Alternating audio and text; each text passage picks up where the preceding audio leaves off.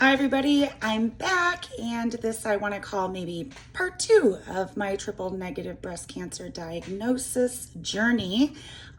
Today I want to share with you what comes after diagnosis. What comes after diagnosis is a bunch of appointments. I look at it as like the doctors and the nurses and everybody on your team is trying to learn as much about your specific situation in your body so that they can assemble an army to have the best possible plan to kill the cancer.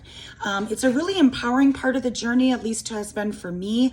I feel like I've learned a lot and that I just feel it brings me more confidence in learning how exactly we're going to go about this, and just gives them all the answers they need.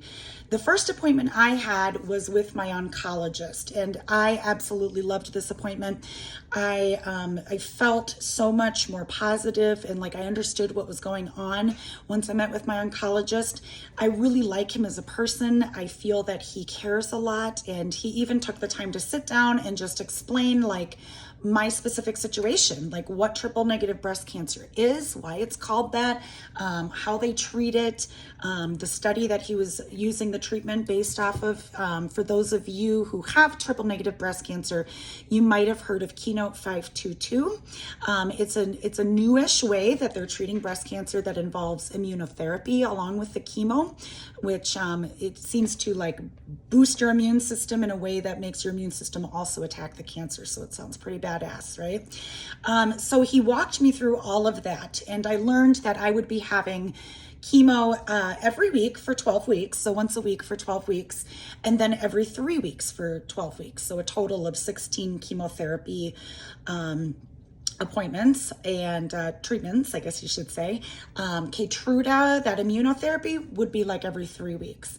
So yeah, 16 total treatments. And then at the end of it, I think before surgery, we do 9 more Keytruda treatments. So there's 16 of chemo, and then Keytruda every 3 weeks during that, and then 9 more Keytruda at the end. And after that comes your surgery. You get like another MRI, and then you get your surgery, and then possibly radiation, which is a question mark at this point.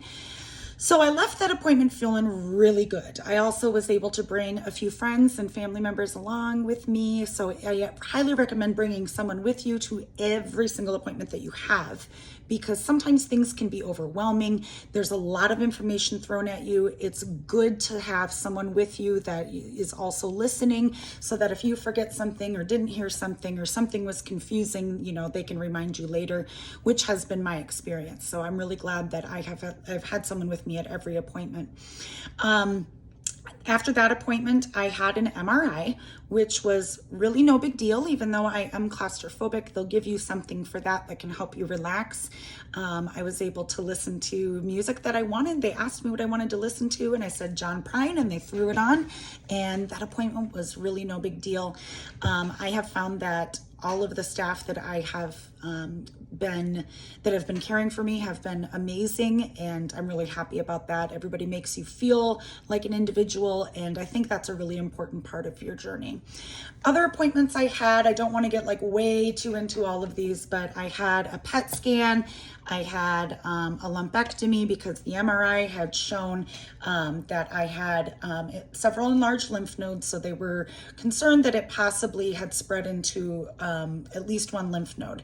So I had a lumpectomy done, and I found out at my appointment, my most recent appointment with my oncologist, that the lymph nodes were clear. So there's no cancer in the lymph nodes. That put my stage 3B back to a 2B. So I am so stoked.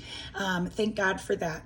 My PET scan also was clear. So cancer has not spread anywhere else in my body. That was a really hard appointment to wait for the results. They had come in on my chart the same day that I had gotten the PET scan, but I didn't want to open them. I was like, I just don't want to open them. I highly recommend that if you are waiting on results and not opening them, just wait till you can talk to your doctor, because otherwise you can gloom and doom and just spiral, which is just not worth your energy. You need to use your energy to fight this beast and not to be worrying unnecessarily. what else did I have? I had an echocardiogram for my heart, and everything turned out fine. Lots of blood work, everything turned out fine. They also had me meet with a genetic counselor. They like to take some blood and test to see if you have the BRCA genes. And you can also get all sorts of genes, tested to see if you have any other kind of cancers, or genes that can cause cancer, I should say, gene mutations in your family. So I came out clear for all of those.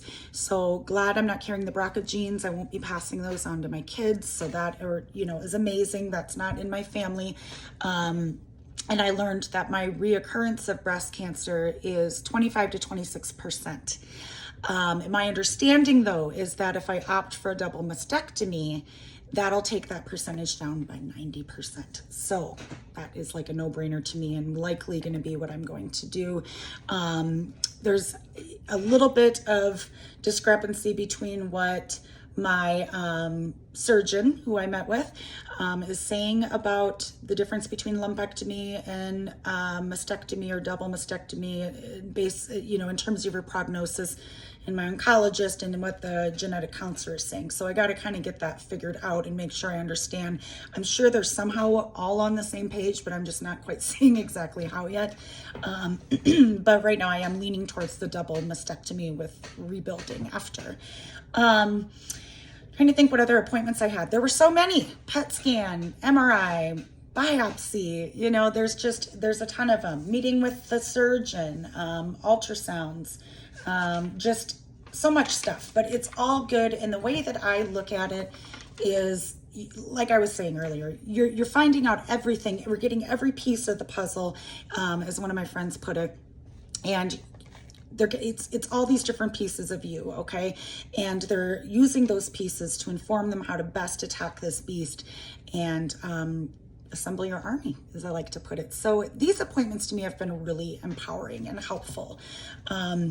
So that is what I've been through so far. I did go through my first chemo treatment, and I want to save that for a different video so I can walk you through all of that a little more in depth, because I know that a lot of people have questions about that and are wondering, like, what the heck is chemo like? Well, now I can tell you, and I look forward to sharing my experience with you and hope that it will help you if you ever have to go through chemo. So I will be back on again with that information and to walk you through that. I want to thank everybody again for the prayers, and if you've signed up to bring a meal or donated to my meal train or gift cards, or even just to reach out to me, it has been, everything helps, and I really appreciate it. I feel the love, and thank you so much. It's just been amazing not walking through this alone. So I love you all. I will be in touch soon about the first chemotherapy experience. Take care of yourselves. Bye.